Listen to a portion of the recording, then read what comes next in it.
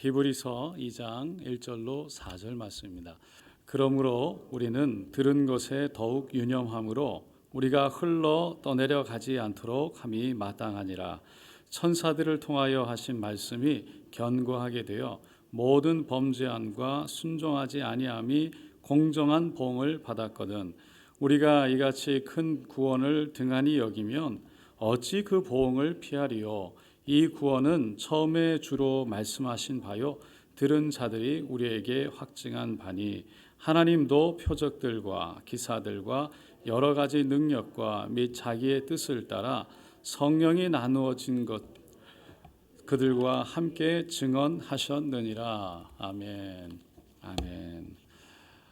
오늘 저는 우리가 읽은 히브리서 2장 1절로 4절 말씀을 가지고 복음의 능력이라는 제목으로 잠깐 은혜를 나누고자 합니다. 우리 지난주부터 히브리서를 보고 있습니다. 지난주에는 1장을 전체를 우리가 함께 살펴봤는데요. 히브리서는 그 당시에 예수를 믿던 유대인들에게 보내졌던, 선포되어졌던 말씀이다라고 그랬습니다. 조금 더 정확하게 말하면 예수를 받아들였던 유대인들 중에서 그때 일어난 핍박과 고통, 어려움 때문에 내가 정말 이 예수를 계속 믿어야 되나? 내가 계속 교회를 가야 되나? 그 갈등이 오는 거예요.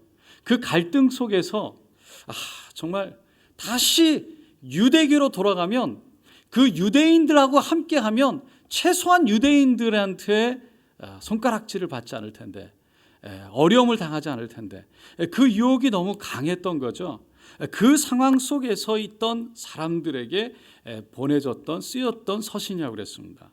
오늘 말씀 1절을 보면은요, 그러므로 우리는 들은 것에 더욱 유념함으로 우리가 흘러 떠내려가지 않도록 함이 마땅하니라 라고 그랬어요. 흘러 떠내려가지 않도록. 이 말씀을 우리가 생각해 보면 떠오르는 영상이 하나 있습니다. 출애굽기에 나오는 영상이죠. 출애굽한 이스라엘 백성들을 따라갔던 그 애굽의 군대가 홍해 물결에 흘러 떠내려갔던 영상이에요. 모세가 떨기나무에 불로 임한 그 하나님의 음성을 듣게 되죠. 내 백성을 보내라 라는 메시지를 바로에게 전하라는 거였어요. 그래서 바로에게 갑니다. 그리고 하나님이 보이셨던 지팡이를 던졌을 때 뱀이 되고, 그리고 손을 집어넣었더니 문둥병이 일어나고, 다시 집어넣었다 꺼냈더니 이 문둥병이 낫게 되는 그런 모습까지도 보여주지만, 바로는 모세 이야기를 들여가지 않았어요. 더 나아가서 하나님의 얘기를 들여가지 않았어요.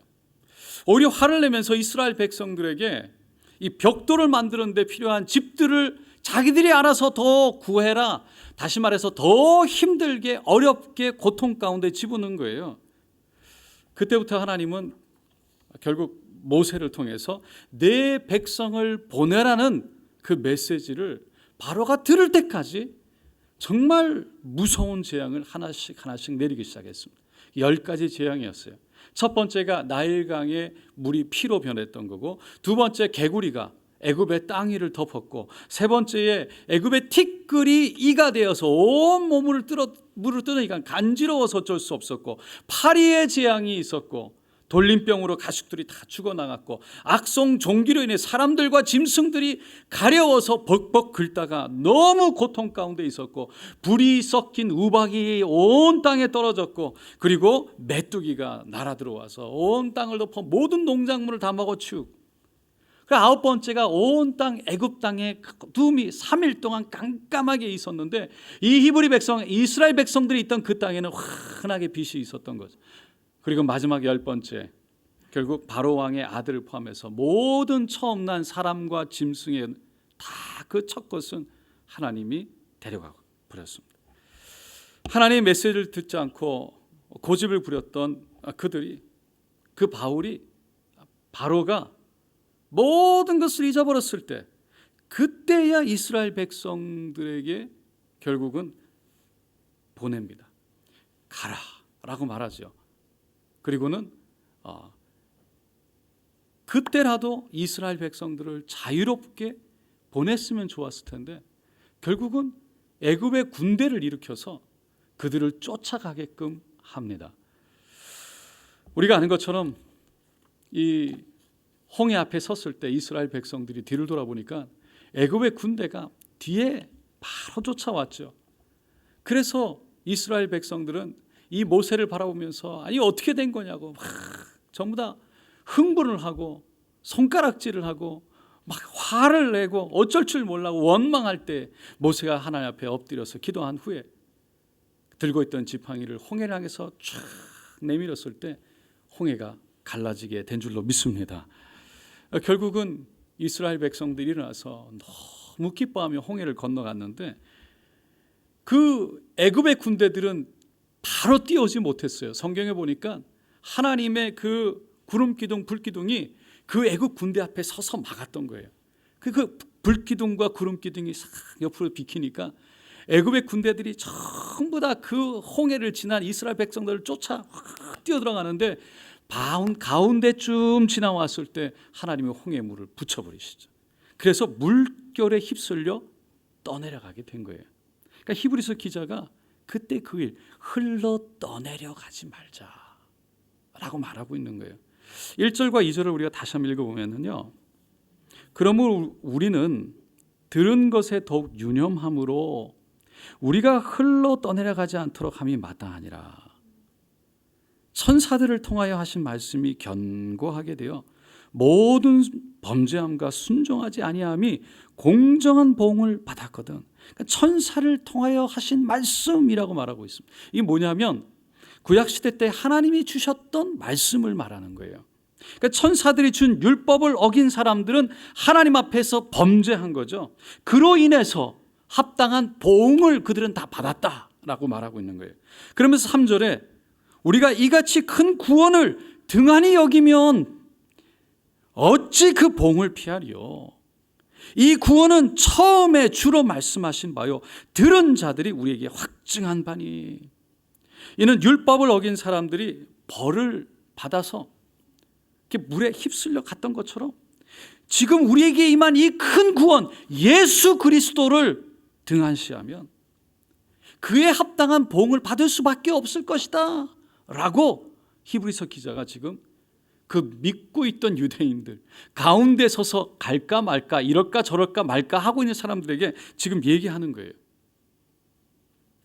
그렇기 때문에 예수님을 통해서 이루어진 구원받은 유대인들은 지금 일어나서 핍박이 있지만 어려움이 있지만 고통이 있지만 유혹이 있지만 그 구원을 우리의 영혼을 붙잡아 주신 그 구원을 결코 버리지 말라고 결코 등한시하지 말라고 그러면 그에 합당한 보응이 심판이 있을 수밖에 없다고 사실을 있는 그들을 얘기하는 거예요.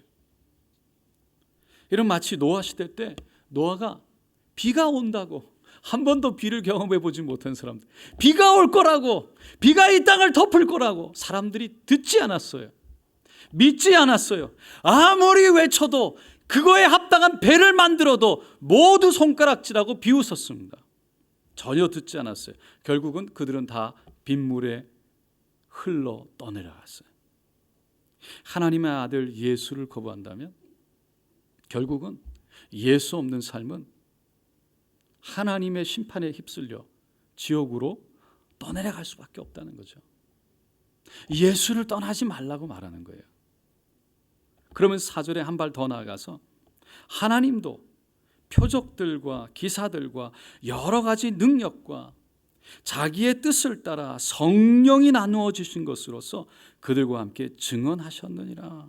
하나님도 직접 기적과 표적 그리고 능력을 통해서 그 구원 되신 예수 그리스도 그분이 곧 구원이라는 것을 보여주셨다는 거예요. 저는 이 말씀을 읽으면서 이 복음의 놀라운 능력 다시 한번 생각하게 됩니다. 예수 안에 구원의 능력이 우리를 살리시는 생명을 주시되 더욱 풍성히 주시기 원하시는 그 구원의 능력이 예수 이름 안에 있다는 것입니다. 그 예수의 이름이 구원의 능력이요 그 유럽에 퍼지면서 유럽을 변화시켰고 미국으로 건너가서 미국을 변화시켰고 한국으로 와서 한국을 변화시켰어요.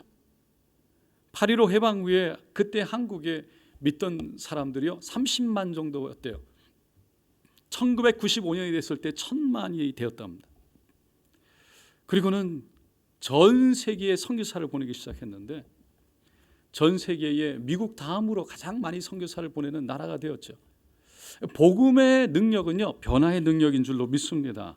놀라운 변화가 있다는 거예요. 복음의 능력에는. 미국의 매사추세츠에 있는 이 깡통 공장에서 일하던 견습공이 있었어요. 그 청년이 어느 날 교회를 가게 됐습니다. 교회를 몇 주 다니게 됐는데요. 목사님이 이렇게 그 청년이 나온 지 한 몇 주 지나고 나서 그 청년이 일하는 공장을 찾아가겠대요. 그리고 사장을 만났어요. 그 청년이 원래 굉장히 방탕한 삶을 살았나 봐요. 목사님이 그거 알고는 사장에게 물어봤습니다. 혹시 교회 나간 후에 어떤 변화가 있었습니까? 그랬더니 사장이 벽에 걸린 쇠사슬을 보여주면서 이렇게 얘기했대요. 저것이 그 녀석을 묶어놓고 일을 시켰던 겁니다. 그렇게 하지 않으면 안심할 수 없었기 때문입니다. 정말 전혀 가능성이 없어 보였는데 지금 그 청년이 전혀 딴 사람이 되었습니다. 견습공 중에서 제일 신뢰할 수 있는 사람이 되었습니다. 그 모습은 정말 감동적입니다. 청량리가 재개발되기 전에 그곳에 한가운데 가면요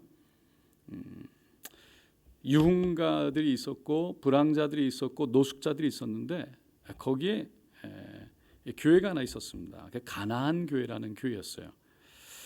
그곳은 우리가 아는 것처럼 굉장히 세상적이었고 영적으로 메말라버린 하나님의 역사가 그곳에 일어나지 않을 것 같은 아주 어두운 곳이었죠. 그런데 약 30여 년 전에 김도진이라는 분이 목사님이 노숙인과 함께 동고동락을 하면서 교회를 세우게 됩니다. 실제로 그 교회의 노숙자들은요 노숙자가 아니라 전과자들이랍니다. 김 목사님은 자신의 과거와 그 모습이 너무 똑같은 그 사람들을 잘 이해할 수 있었대요. 그래서 그들을 한 명 한 명 품고 형제로 한 식구로 함께 모아서 생활하기 시작했어요. 김도진 목사님은 일본에서 태어났는데 8살 때 해방이 되면서 한국으로 왔다가 얼마 후에 어머니가 돌아가시면서 한국말을 잘 못하니까 학교에 가서 늘 아이들한테 왕따를 당했답니다. 그러다가 중학교를 졸업을 했는데 이 4.19 시위에 사태 때 그 가담을 했다가 피 흘리면서 막 싸우는 바람에 그것을 계기로 해서 이 주먹 세계에 결국 주먹 쓰는 칼 쓰는 사람들의 눈에 들어가지고 거기에 함께 어울려 살게 된 거예요. 그래서 주먹과 술로 살았대요.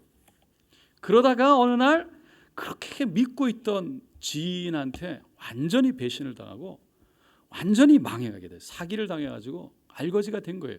그래서 그 사람을 찾아가지고 그 3명을 복수를 하고 자기도 자결하려고 마음을 먹고 있는데 주위에서 강권적으로 기도원에 한번 가보라고 가기 전에 기도원에 한번 가보라고 그랬다가 기도원에 갔는데 정말 예수를 만난 거예요.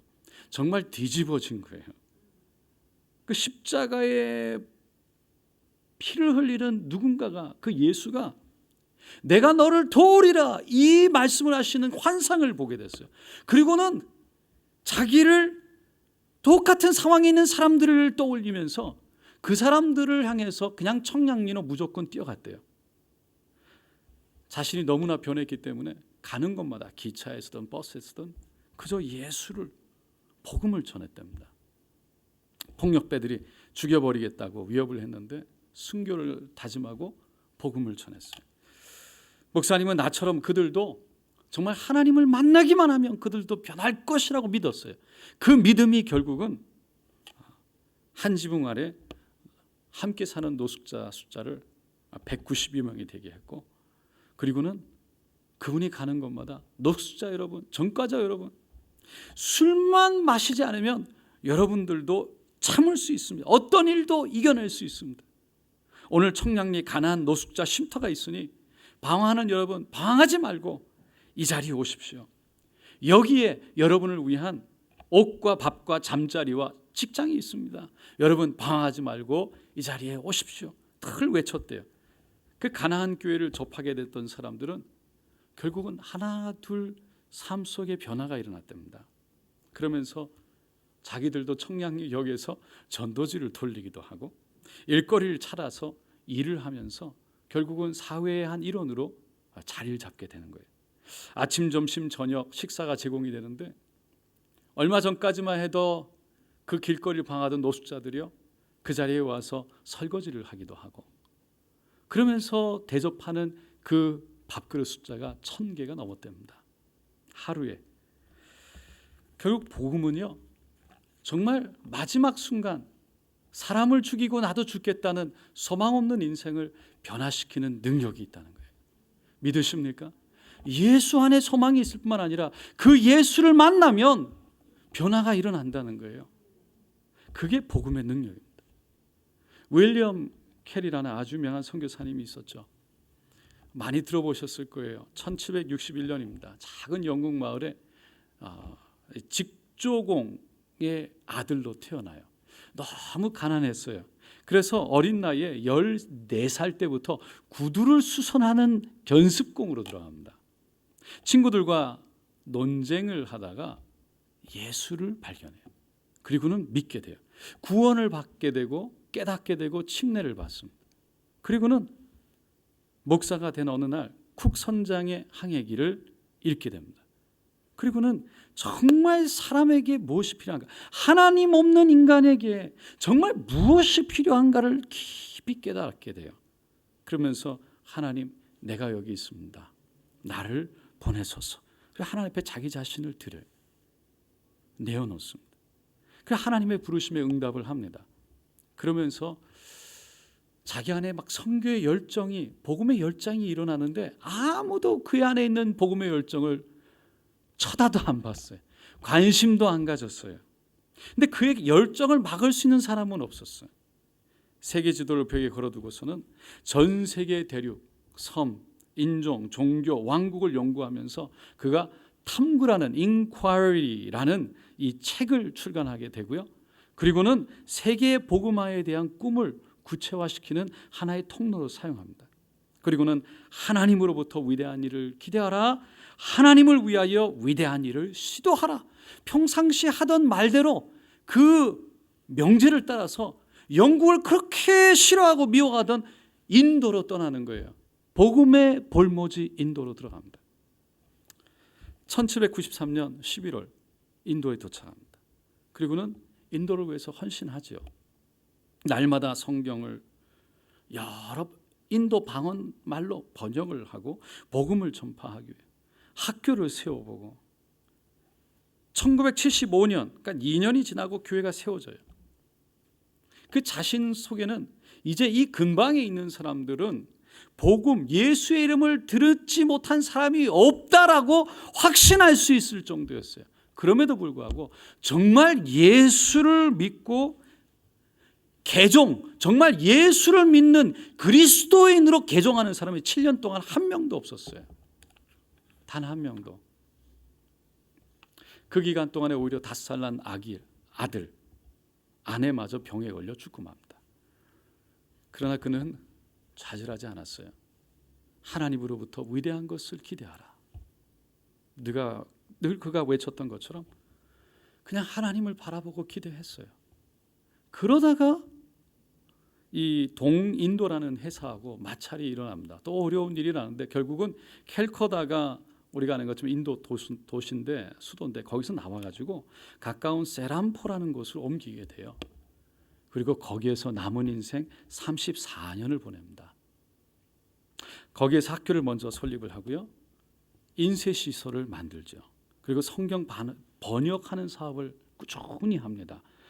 그 일이 결국은 벵갈어, 산스크리트어, 그 다음에 마라디어라는 언어들로 성경을 번역했고요. 힌두어, 마하라스티아어, 그 다음에 오리아어, 텔링가어, 인도 방언, 여러 인도 방언들 번역하게 됐고, 보탄어, 버마어, 중국어, 말레이어 총 합쳐서 44개의 언어로 신약복음을 번역하고요, 쪽복음을 번역하게 돼요.